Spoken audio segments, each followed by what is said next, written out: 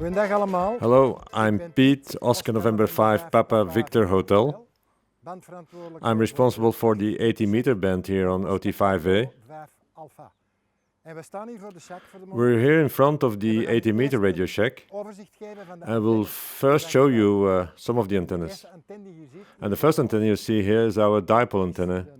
It is installed between these two masts. This antenna is used for the running station.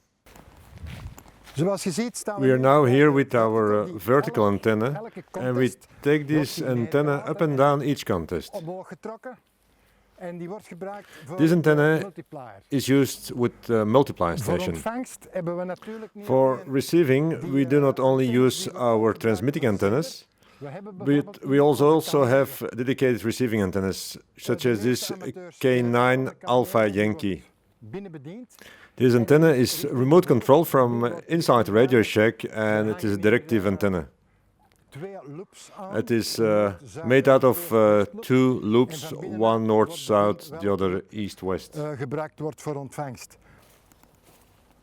When you look carefully, you see a stick between all those leaves, and on the stick is a wire running for 100 meters. That's our beverage antenna.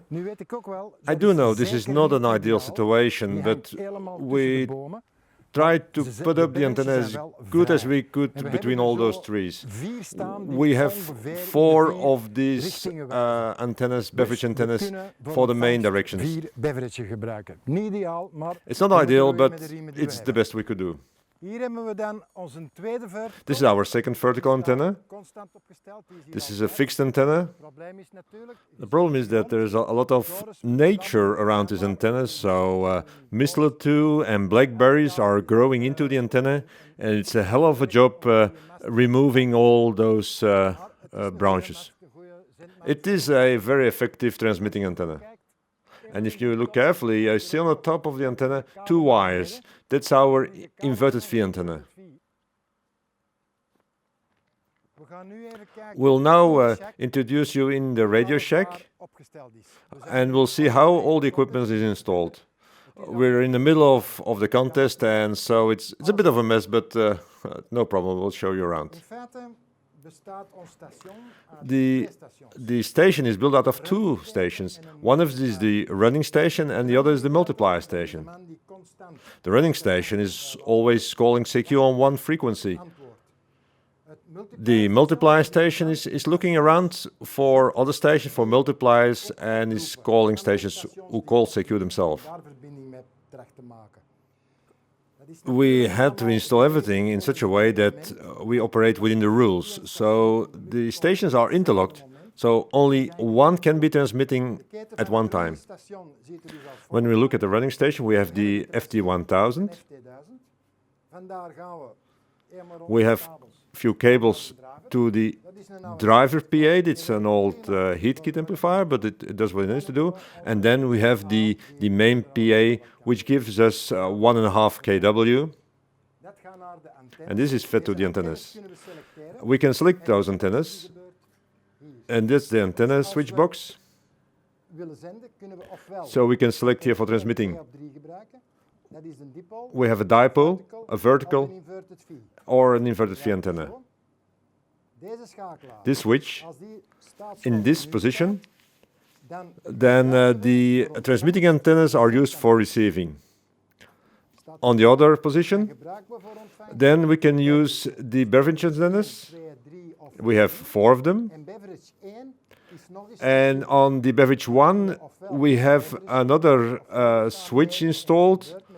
And as it is on this position, we'll be using the K9 Alpha Yankee antenna for receiving, and that's the remote control of the K9 antenna. For the multiplier station, it's the same, it's about the same.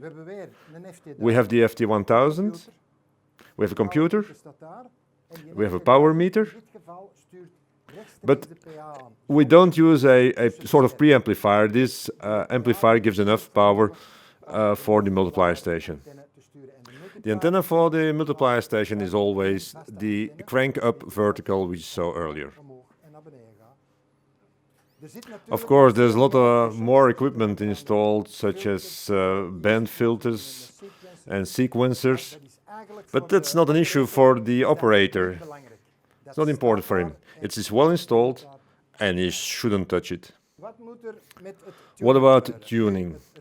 Well, the running station is always operating on one frequency, so very little tuning has to be done by the running station. But if he should move his frequency, he should tune the main PA first, the handle 1, you tune for maximum power, then you tune on the second handle for maximum power, and then perhaps you need to adjust the first one again. And do remember, there's a power limit of 1.5 kW, and we do respect this. The driver PA should not be tuned, it's well as it is.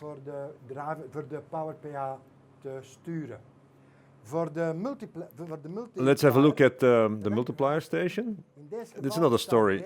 We are using here a semi-automatic amplifier. There's a selection, and the 80-meter band has 3 segments. So you should select the segment, the frequency segment you're operating in, and then the amplifier will tune automatically. It may happen that another amplifier is installed for the multiplier station, and in this case, a little tuning may be necessary. What operator practice do you need to be an operator at OT5A? A lot of people think you have to be a super operator and a very experienced contester, but that's not true. Everyone who makes QSOs from his QTH on HF can operate OT5A. It's all the same, just a little bit more power.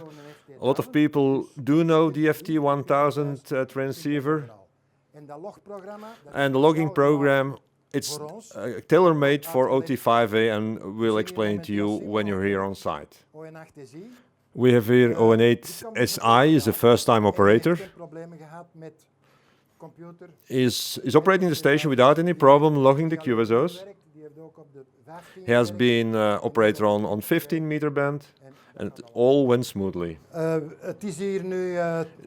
It's now around noon, so 18 meter is very quiet. Simon is not making a lot of QSOs, but it's normal. It's noon time, so it's very quiet. Do you want to join OT5A as an operator or as a technical support? All contact information is on our website www.oscar7limaromeo.org.